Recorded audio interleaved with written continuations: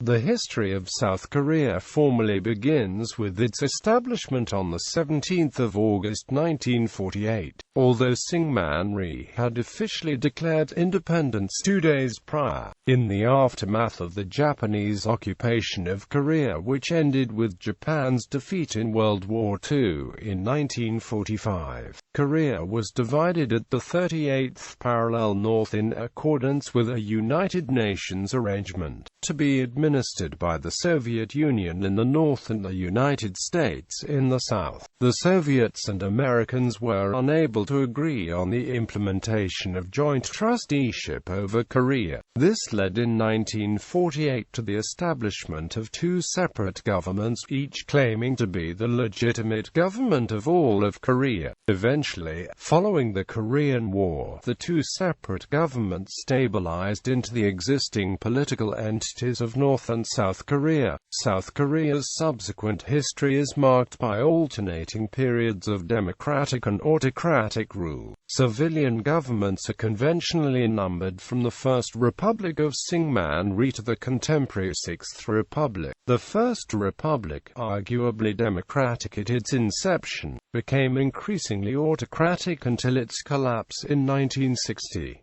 The Second Republic was strongly democratic, but was overthrown in less than a year and replaced by an autocratic military regime. The Third, Fourth, and Fifth Republics were nominally democratic, but are widely regarded as a continuation of military rule. With the Sixth Republic, the country has gradually stabilized into a liberal democracy. Since its inception, South Korea has seen substantial development in education, economy, and culture. Since the 1960s, the country has developed from one of Asia's poorest to one of the world's wealthiest nations. Education, particularly at the tertiary level, has expanded dramatically. It is said to be one of the four tigers of rising Asian states along with Singapore, Taiwan and Hong Kong. U.S. Military Administration 1945 to 1948.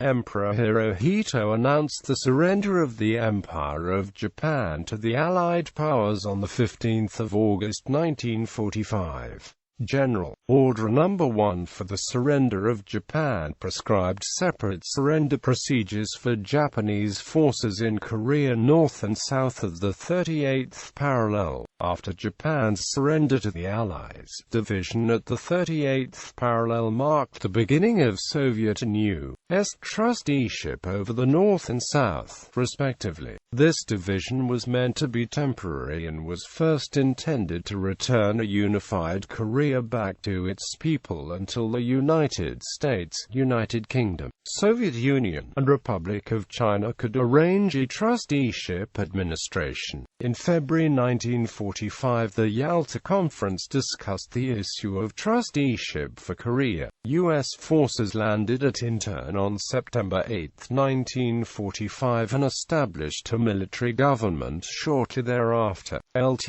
General John R. Hodge, the commander, took charge of the government. Faced with mounting popular discontent, in October 1945 Hodge established the Korean Advisory Council. A year later, an interim legislature and interim government were established, headed by Kim Kyu-shik and Syngman Rhee respectively. However, these interim bodies lacked any independent authority or de jure sovereignty, which was still held by the Provisional Government of the Republic of Korea based in China, but U.S. leaders chose to ignore its legitimacy, partly because of its communist alignment. Political and economic chaos, arising from a variety of causes, plagued the country in this period. The after effects of the Japanese exploitation remained in the south, as in the north. In addition, the U.S. military was largely unprepared for the challenge of administering the country, arriving with no knowledge of the language, culture, political situation, Thus, many of the policies had unintended destabilizing effects. Waves of refugees from North Korea and returnees from abroad also helped to keep the country in turmoil. In December 1945, a conference convened in Moscow to discuss the future of Korea. A 5-year trusteeship was discussed, and a U.S.-Soviet Joint Commission was established. The commission met intermittently in Seoul but deadlocked over the issue of establishing a national government. In September 1947, with no solution in sight, the United States submitted the Korean question to the UN General Assembly. The resolution from the UN General Assembly called for a UN-supervised general election in Korea, but after the North rejected this proposition, a general election for a constitutional assembly took place in the South only. In May 1948, her constitution was adopted, setting forth a presidential form of government and specifying a 4-year term for the presidency. According to the provisions of the constitution, an indirect presidential election took place in July. Syngman Rhee, as head of the new assembly, assumed the presidency and proclaimed the Republic of Korea on August 15, 1948. First Republic 1948 to 1960. On August 15, 1948, the Republic of Korea was formally established, with Syngman Rhee as the first president. With the establishment of Rhee's government, de jure sovereignty also passed into the new government. On September 9, 1948, a communist regime, the Democratic People's Republic of Korea, was proclaimed under Kim Il-sung. However, on December 12, 1948, by its Resolution 195 in the Third General Assembly, the United Nations recognized the Republic of Korea as the sole legal government of Korea. In 1946, the North implemented land reforms by confiscating private property, Japanese and pro-Japanese owned facilities and factories, and placed them under state ownership. Demand for land reform in the South grew strong, and it was eventually enacted in June 1949. Koreans with large landholdings were obliged to divest most of the land. Approximately 40% of total farm households became small landowners. However, because preemptive rights were given to people who had ties with landowners before liberation, many pro-Japanese groups obtained the retained properties. The country now divided. The relationship between the two Koreas turned more antagonistic as time passed. The Soviet forces having withdrawn in 1948, North Korea pressured the South to expel the United States forces, but Rhee sought to align his government strongly with America, and against both North Korea and Japan. Although talks towards normalization of relations with Japan took place, they achieved little. Meanwhile, the government took in vast sums of American aid, in amounts sometimes near the total size of the national budget. The nationalist government also continued many of the practices of the U.S. military government. In 1948, the Rhee government repressed military uprisings in Jeju, Suncheon and Yeosu. The main policy of the First Republic of South Korea was anti-communism and unification by expanding northward. The South's military was neither sufficiently equipped nor prepared, but the Rhee administration was determined to reunify Korea by military force with aid from the United States. However, in the second parliamentary elections held on May 30, 1950, the majority of seats went to independents who did not endorse this position, confirming the lack of support and the fragile state of the nation. On June 25, 1950, North Korean forces invaded South Korea. led by the USA 16-member coalition, undertook the first collective action under the United Nations Command in defense of South Korea. Oscillating battle lines inflicted a high number of civilian casualties and wrought immense destruction, with the People's Republic of China's entry on behalf of North Korea in late 1950. The fighting came to a stalemate close to the original line of demarcation. Armistice negotiations, initiated in July 1951, finally concluded on July 27, 1953 at Panmunjom, now in the demilitarized zone. Following the armistice, the South Korean government returned to Seoul on the symbolic date of August 15, 1953. After the armistice, South Korea experienced political turmoil under years of autocratic leadership of Syngman Rhee, which was ended by student revolt in 1960.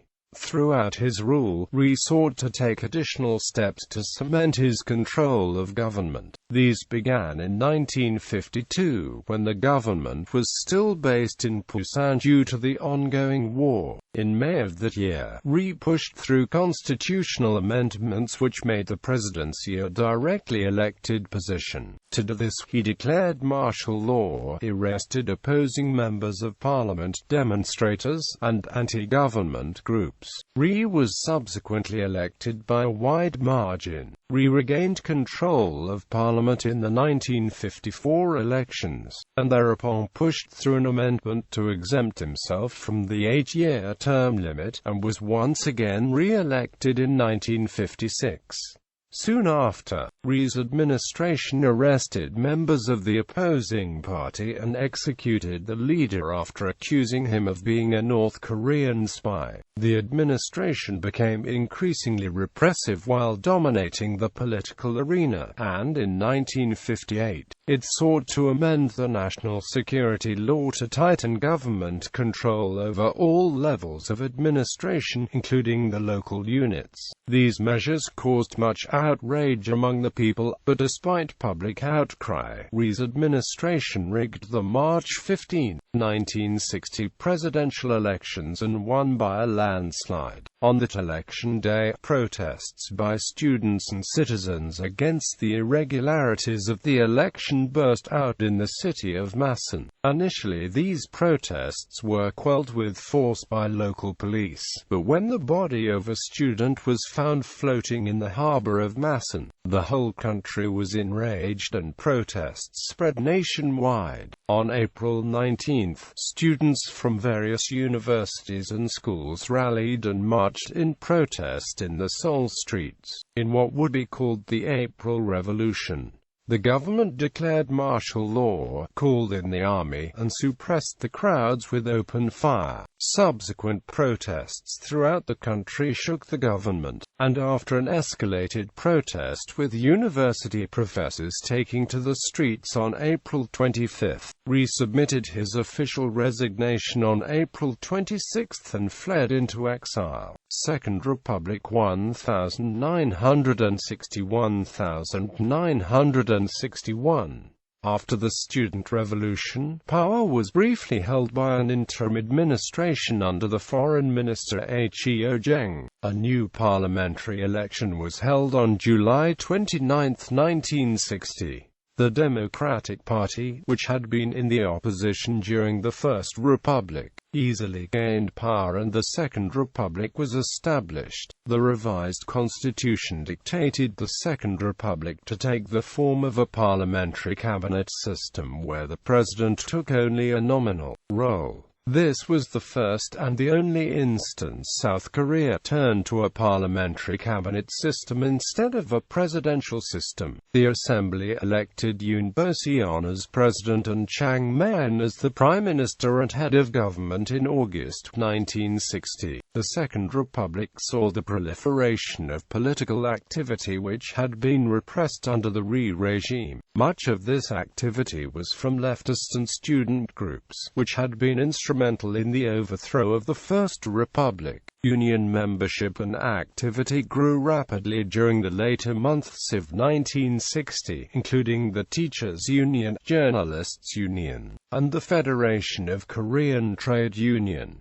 Around 2,000 demonstrations were held during the 8 months of the Second Republic. Under pressure from the left, the Chang government carried out a series of purges of military and police officials who had been involved in anti-democratic activities or corruption. A special law to this effect was passed on October 31, 1960. 40,000 people were placed under investigation. Of these, more than 2,200 government officials and 4,000 police officers were purged. In addition, the government considered reducing the size of the army by 100,000, although this plan was shelved. In economic terms as well, the government was faced with mounting instability. The government formulated a 5-year economic development plan, although it was unable to act on it prior to being overthrown. The Second Republic saw the HWAN lose half of its value against the dollar between fall 1960 and spring 1961. Although the government had been established with support of the people, it had failed to implement effective reforms which brought about endless social unrest, political turmoil and ultimately the 16th of May coup d'état. Military rule 1961 to 1963. The May 16 coup, led by Major General Park Chung-hee on May 16, 1961, put an effective end to the Second Republic. Park was one of a group of military leaders who had been pushing for the depoliticization of the military. Dissatisfied with the clean-up measures undertaken by the Second Republic and convinced that the current disoriented state would collapse into communism, they chose to take matters into their own hands.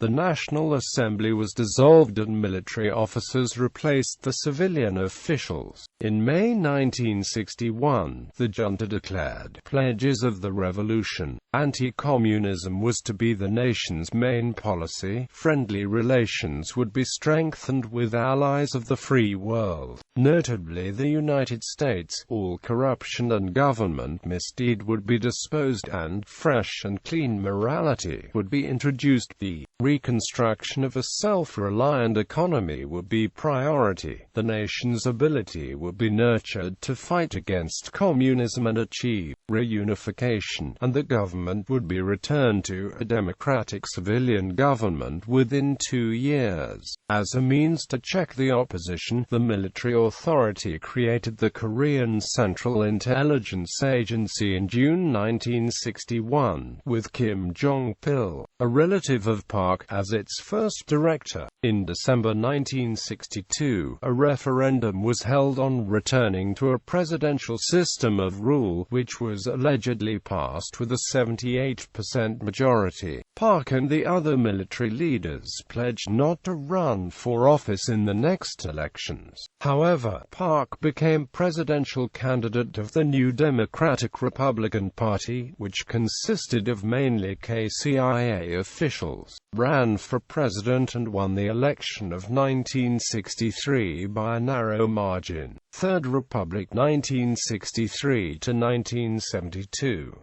Park's administration started the Third Republic by announcing the 5-year Economic Development Plan, an export-oriented industrialization policy. Top priority was placed on the growth of a self-reliant economy and modernization. Development first, unification later became the slogan of the times, and the economy grew rapidly with vast improvement in industrial structure, especially in the basic and heavy chemical industries. Capital was needed for such development, so the Park regime used the influx of foreign aid from Japan and the United States to provide loans to export businesses, with preferential treatment in obtaining low-interest bank loans and tax benefits. Cooperating with the government, these businesses would later become the chaebol. Relations with Japan were normalized by the Korea-Japan Treaty ratified in June 1965.